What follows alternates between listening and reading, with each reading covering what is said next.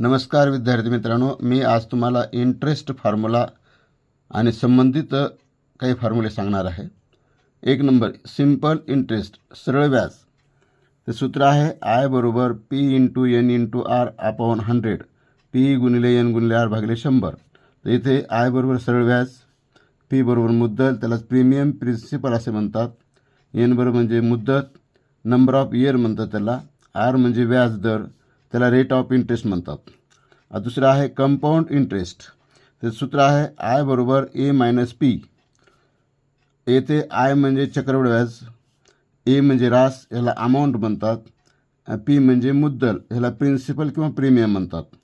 आता या ठिकाणी Aचं जे सूत्र आहे, अमाऊंटचं सूत्र म्हणजे राशीचं सूत्र आहे A बरोबर P इन ब्रॅकेट 1 अधिक R भागिले 100 ब्रॅकेटचा N वा घात। म्हणजे या ठिकाणी A म्हणजे काय, रास आहे, P म्हणजे मुद्दल, R म्हणजे व्याजदर, रेट ऑफ इंटरेस्ट आणि N म्हणजे मुदत। अशा प्रकारे अगोदर चक्रवाढ व्याजाने रास काढावे लागते।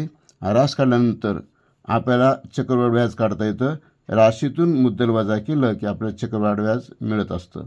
अशा पद्धतीचे हे इंटरेस्ट फॉर्म्युला आहेत। धन्यवाद।